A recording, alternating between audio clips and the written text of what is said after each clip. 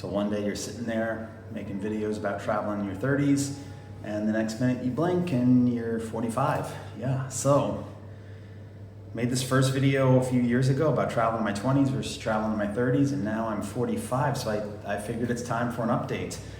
Where to begin? Well, for starters, I'm living in Argentina and I'm retired, so in a way, I am traveling every single day. I wake up in a different country, I'm speaking a different language, I'm meeting new people, living in a different life completely from what I grew up and was accustomed to. And it's been an adventure, but I'd be lying if I'd saying it's completely adventure, because some days you wake up and you think you're gonna be going to Palacio Barolo or going on a wine tour in Mendoza, and other days I wake up and I'm finding myself in Argentina Home Depot or Argentina Costco and buying things I need for the house. And that's kind of a whole other vlog in itself and a whole other video series I'm working on.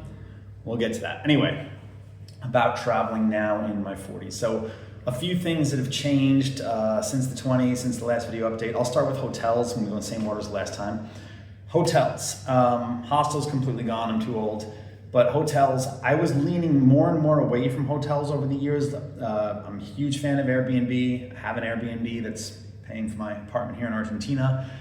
And I like the immersive experience of Airbnb, of, you know, you're staying in an actual apartment and not a hotel.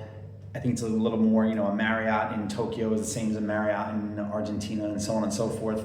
However, for my 40s, I have dipped back into hotels, especially for short trips, and that is actually because the gyms. On a longer trip, I like to find a local gym. I sign up for a week or I sign up for a month, and you know, it's kind of fun. But on the shorter trips where I don't have a lot of time, the hotel has a shitty gym, but I'd rather a shitty gym than no gym. So I have dipped a little bit back into the hotels. The length of trips. Well, I am retired, so you know, kind of the sky's the limit now of how long I travel for. I still definitely like to do things quicker rather than long extended trips, unless it's something like this where I'm living somewhere. You can call that travel or not, I don't know, it's up to you. But yeah, I could travel for 2 months, but I don't really have a desire. I feel like, you know, anywhere from 2 weeks to a month is kind of good, depending on where I go. If I go somewhere far, like from the last trip I was in Central Asia, that one was almost a month long, because if it takes that long to get somewhere, I want to stay somewhere and make it worthwhile. Living in Argentina now, if I'm going to Uruguay or Chile, maybe I'll just go for the weekend, I don't know, or somewhere in Argentina. Shorter, but speaking of getting places, flights. This is by far what has changed the most for me, I would say, from my 20s to my 40s. This blog was 6 of the 7 continents for the budget traveler, it still is, but life has been good. I've made a little bit more money, and the biggest change now is I am flying way more in business class. There's tons of point hackers and tons of people that cover how to get business class flights. They do it better than I can. I do use some of those tricks and tips. I also sometimes just pay the ticket because, I don't know, I'm at that age, and especially on the overseas overnight flights. If I'm going, for example, if I'm going to the United States to Europe, that's when I want the business class flight. Coming back, I've got to stay awake. It's not as big of a deal, but flying business way more often has been, 1, I love it, and 2, actually I'm lying, I don't even love it. It makes the flight easier. The flight is still hard, but definitely better in business class for the 40s. Okay, the overall deals and budgeting on a trip. Yes, I do make more money now. I am more comfortable, but it's in my algorithm. I still look for great deals. I know how to find better things. I try to travel off-peak season. And this isn't just because money. Sometimes it's just to avoid crowds and stuff like that. But I do generally try to find the best deals for the flexible trips. For the unflexible trips, like New Year's, I can't choose when New Year's is. Then, you know what, it is what it is. I did New Year's in Rio de Janeiro, Brazil this year, and spent a lot of money in the hotel. Spent a lot of money there, and you know, whatever, I don't care. But I'm gonna be in Miami for a few days coming up here in July, and I got a great deal. I booked it a long time ago. It's a boutique hotel, but it's got a view of the beach. I actually stay there every time I'm in Miami. I love it. I'm gonna see some friends there, so that'll be cool. So it's kind of in the middle as far as finding the deals. Traveling with or without people. Wow, this is a hard one because I retired young, and I came to this realization many years ago. When you retire, not all of your friends are retired. So you get these visions, oh, we're all gonna go to Europe for 6 months, like I said probably in the last video or other videos before.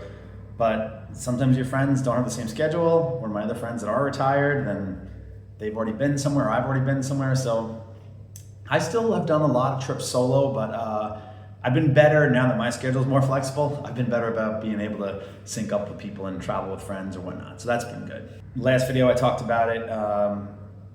We're not getting any younger. Since you watched this video, you've lost 3 minutes of your life, or whatever the time says on the bottom of the screen, or maybe you clicked away. But if you're still here, we're not going to be young forever. I was very, very big on my 20s and 30s about doing trips that were going to be physically complicated. Luckily, I still feel like I can rock and roll, and I want to continue to do that. I want to continue to do the hard one physically, if it involves mountain climbing, camping for a week, something like that. I want to be getting those trips done now, as opposed to when I'm in my 60s or 70s and I do this video then. I hope I could tell you guys, hey, I just did a hike in Africa and everything's great. But if not, you know, we've all lost people, and life's going to get shorter and shorter as we get older and older. So I'm trying to burn out now with the travel and do as much as I can. It's been, I don't know how many years, but 70 something countries, all 7 continents, all 50 states, every region of Italy. I'm living in Argentina now, so I'm considering every province in Argentina.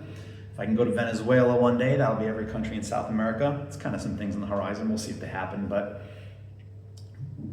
life's not going to get any shorter. You know, you're postponing that trip for when everything is perfect or when whatever, and you're going to blink and you're going to be 45. So in light of that, yeah, I have no reason not to travel and do the trips when they come to mind. I try to make every single one happen. I always have a list on my phone that's recycling and editing as I go, and I'm going to continue to do that.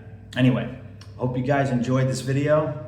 Check back in another 10-ish years, in the 50s. See what's happened, see what's changed. But anyway, hope you enjoyed it. Have a great trip wherever you're going. Talk to you guys next time.